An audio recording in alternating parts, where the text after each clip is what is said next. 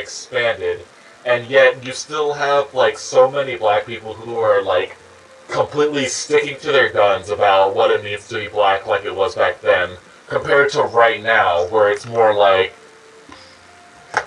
Jesse Jackson actually said something about this. It's like, we are a free people, but we're not equal, is essentially, like, what he was saying. And it's like, that's really, like, what it gets down to at that point. Like, we're free in the sense that we have, like, rights and stuff, but we're not equal because there's still, like, a negative stigma just on our existence in general.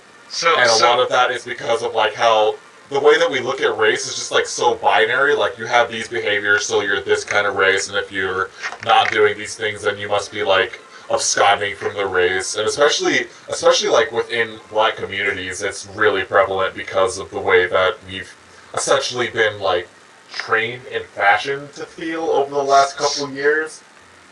So, I mean, I'm gonna say that I'm skeptical about the idea that somehow blackness has expanded from what it is before.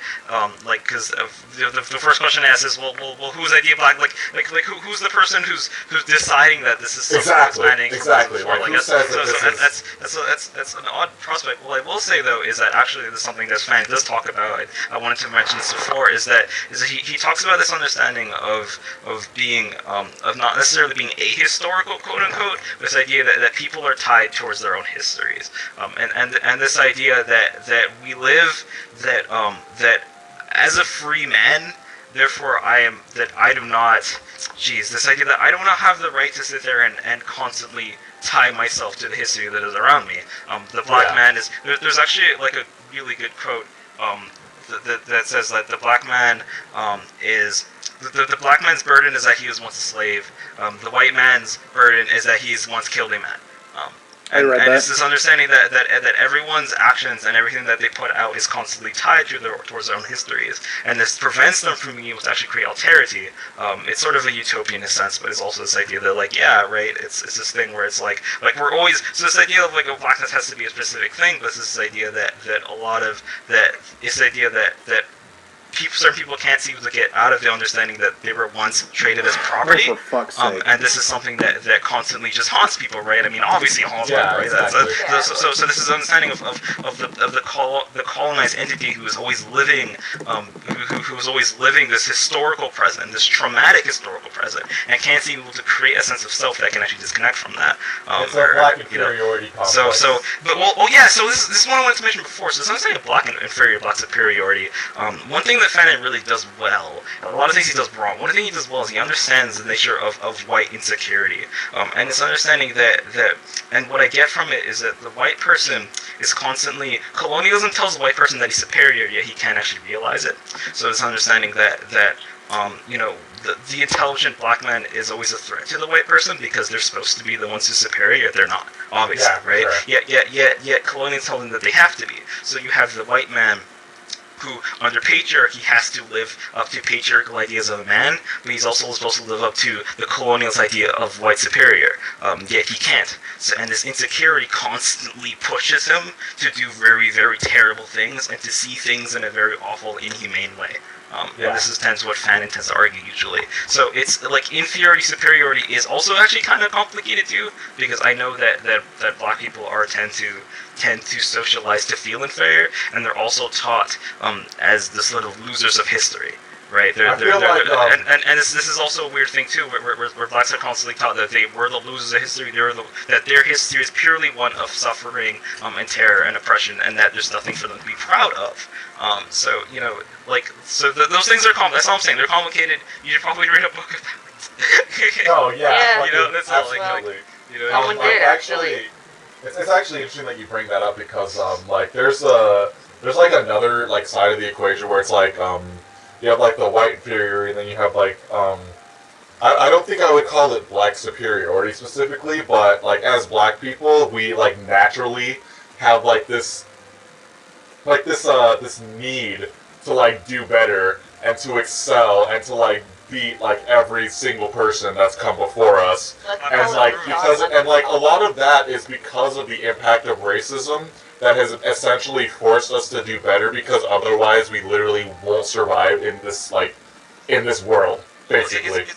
And like a lot of that causes a lot of black people specifically to work themselves to such like an extreme level that like they tend to end up, you know, like giving in to the exact same system that's trying to kill them. So this is the understanding, actually. Oh my God. Of anti-racism hold as a on. sort of rationalism. There's an understanding that the black person has to prove themselves.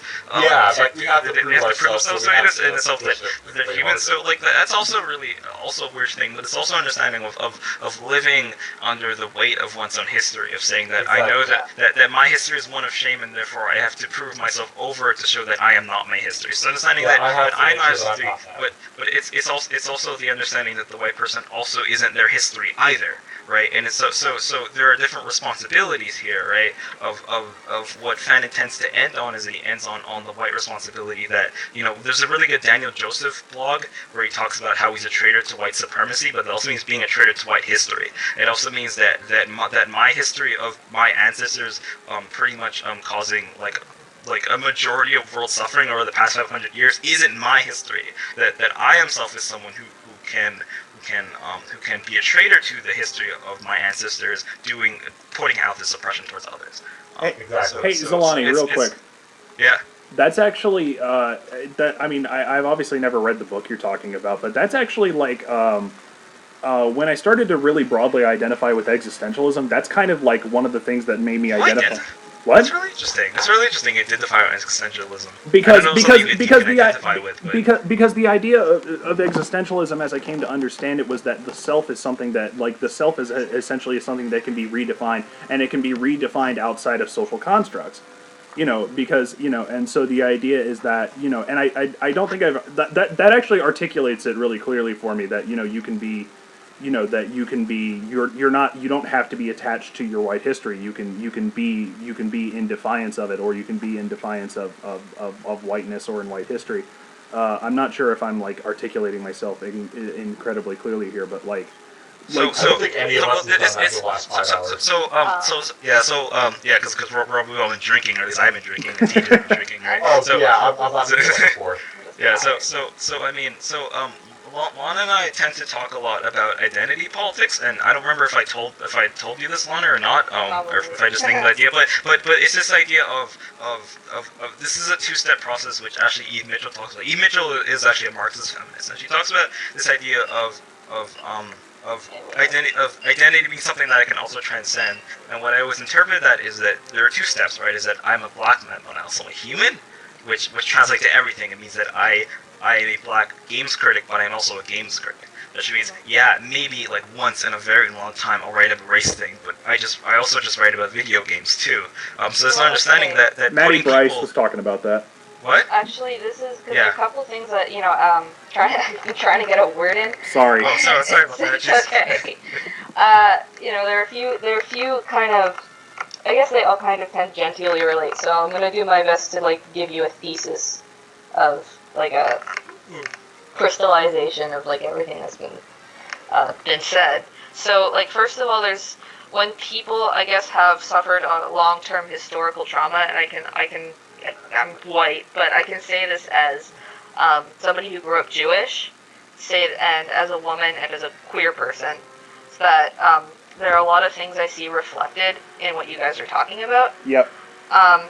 So first there's this sort of like self-essentialization that goes on as using the master's tools for self-empowerment.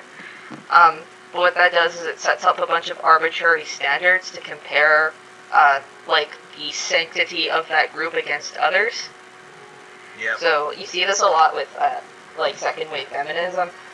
You know, like what is the essential woman? Like the essential woman, there's this purity to being a woman as like a kind of self-aggrandizement. But the problem, of course, with that kind of like political trump card is that anybody who doesn't fit into the criteria of being the essential and pure woman is therefore not really a woman and does not get to participate in the discourse. So no matter what their experience happens to be. So transmisogyny. Transmisogyny, but not only transmisogyny, also a tendency towards like whitewashing of feminist discourse, feminism that only really like circulates around like white middle class feminists. And also a collaboration with neoliberalism and neoliberal Yeah. feminism. like lean-in feminism, that kind of thing. And there's also, I mean, I've seen the same thing go on. I can't talk to my mother about Zionism. It's just an impossible conversation. That's interesting. Yeah. So because of it's not just. I mean, the most recent history is Holocaust, but it's the emotional historical trauma of that has been sort of like wrought against Jewish people throughout their history, like through ever since pretty much the diaspora, which is a really long ass time. We've as a kind of collective, we've always been made to feel sort of other and always been sort of demeaned. We've like historically have been exiled from or marginalized in every other place we've ever tried to go.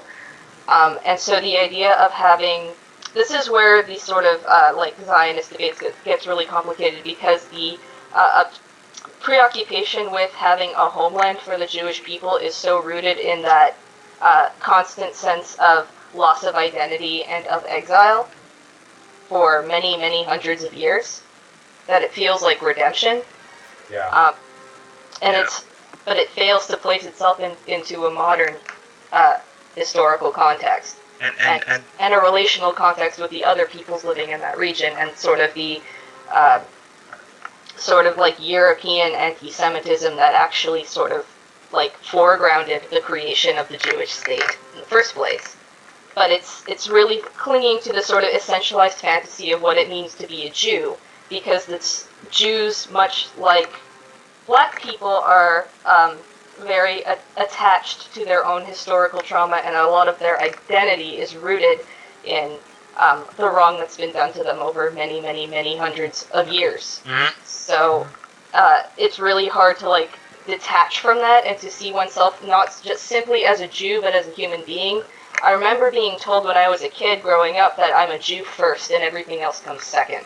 Oh, So, that's weird. yeah, and I don't. Hey. I have respect for Judaism as like a discipline, as a religion, as scholarship, but I don't identify with it anymore. I'm pretty much an atheist. But So I mean, like taking that and something that I actually feel important to mention, which is that the creation of the Jewish state has led to a very, very long, very brutal, and sort of very apartheid-like, sort of very oppression of Palestinians for a long time, and this is like the weird flip coin there, right? Where it's like it seems like it's a sort of Jewish culture that is very attached to the idea of a home, yet this also comes at the expense of an entire other people who have been just kind of demolished for a long time now. yeah, that essentialization, like we kind of self-tokenize that there's this sort of like essential purity to like the being the right kind of Jew, and that's why I can totally relate with that. Yeah. You know, it's and so I think that if any person that has either personally or historically experienced something like a Holocaust cannot look at what's going on in Palestine and possibly think that that's okay. But people who are pro-apartheid, and they wouldn't even, most of them, call it that, are so blinded by this like cultural purity and this cultural protectionism that they don't see it as apartheid. They see it as self-defense against the integrity of their people. It's self-preservation for them. Yeah, it's self-preservation because when you have a hammer, everything looks like a nail. When like everyone in the history of your entire existence and the existence of your people has seen you as an inferior, as basically a slave. Like we've been enslaved as a people like more than once. It's happened a lot. Yep. multiple times. It like we have such a we're supposed to have a covenant with God. We cut off our dick. Yeah, like you're supposed to cut off your dick skin and he's supposed to protect you. Yeah, right. So it's happened so many times over such a long period of time that part of the sort of essentialized Jewish identity is about self-preservation. It's about like a constant sense of like being victimized all the time. even when you're the one in power. This Well, constant the thing sense- about